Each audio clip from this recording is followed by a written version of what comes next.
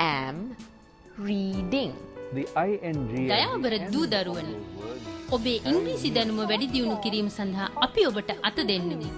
ඔබ සඳහාම සකසා ඇති මේ සරල ඉංග්‍රීසි පාඩම් මාලාව තුලින් ඔබේ දැනුම තවත් වැඩි කරගන්න. ලෝකයේ අනෙකුත් රටවල් සමග අත්වැල් බැඳ ගන්න අපි ඉංග්‍රීසියෙන් කතා කරමු.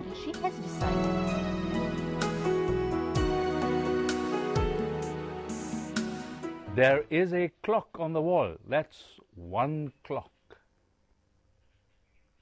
There are two birds on a tree. There are 3 mangoes on the table. And there are 4 eggs in a bowl. These are ways of telling how much or how many things can be found anywhere. We can also talk about lots of. What is that? Well, when there is a large amount and we are not able to count easily, we can use the term lots of. And thereby we can say there are lots of fruit on the tree. We don't know how many, but a large amount. Lots of fruit on the tree. There are lots of people on Golface Green in Colombo. Large number. We don't know how many. Lots of. Like that, we can say there are lots of eggs in our fridge. That is, in a refrigerator. Or you can say there are lots of houses in our area. When we use 2 words such as how much or another 2 words, how many, we are asking for numbers. That is a question about numbers. So we want to know how many books are in the cupboard. So we'll say, how many books are there in the cupboard? The answer could be, there are 20 books in the cupboard. Then you can also ask a question with how much or how tall.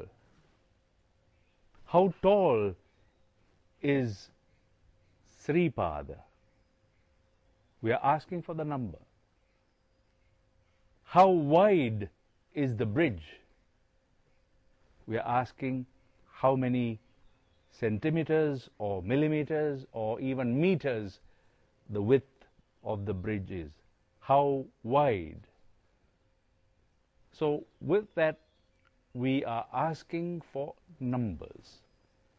Now this is also very important for us to keep in mind, how we use the words when we are referring to numbers or quantities.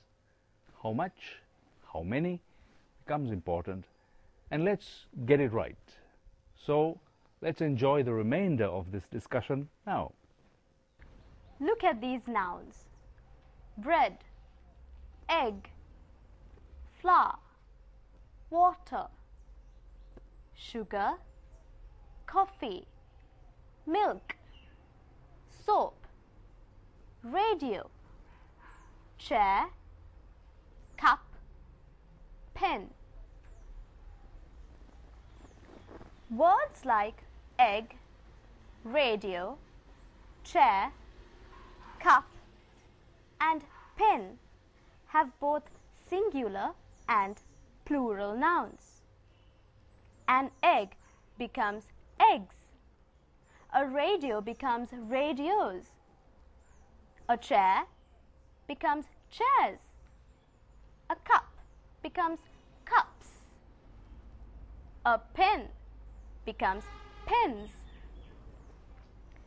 These are called count nouns. You can say, there is an egg.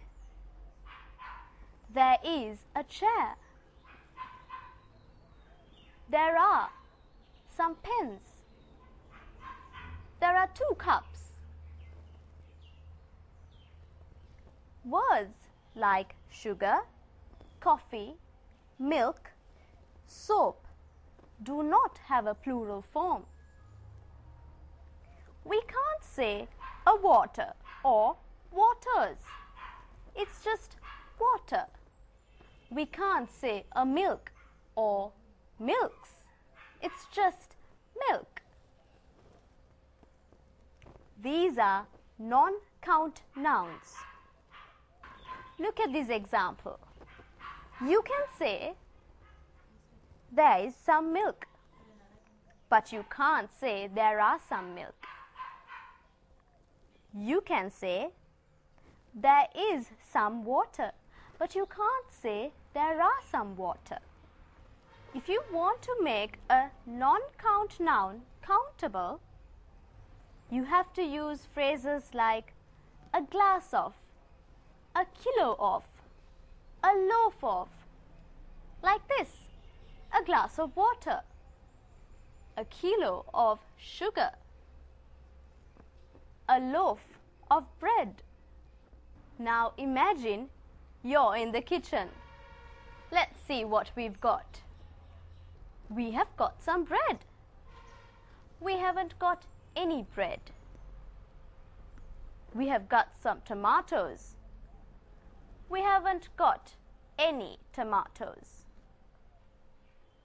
You can see that we usually use some with positive sentences and any with negative sentences. Let's go to your kitchen again. We have got lots of eggs. We usually use lots of with positive sentences. We use many with negative sentences, with non-count nouns. We haven't got many eggs. But we use much with negative sentences with non-count nouns. We haven't got much sugar. Now let me ask you some questions. How many trees are there in your garden? How many pens do you have? We ask how many with count nouns. But we ask how much with non-count nouns. For example, how much sugar do you need? How much water do you drink? Let's think of a word which we perhaps know, need to hear often. Refrigerator. Refrigerator. What is that? Well, that's the full name for a fridge. And you know what a fridge is. That's where we keep things cool and also put water in to make ice. Yes, that's a fridge. But we also have the full name for it, which is refrigerator. And it's good to keep that in mind. The other word is envelope. Envelope. You know what that is, of course. That's where you put your letter in before you post it. That's right, envelope. But there's also another meaning for envelope. Envelope can also mean completely cover. For instance, there is a mist in the morning, early morning, something like a cloud, a big mist comes.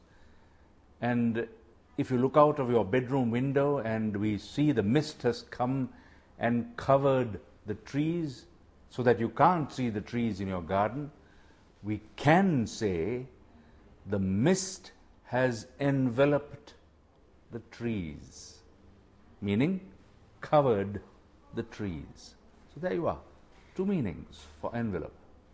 Like that, lots to learn.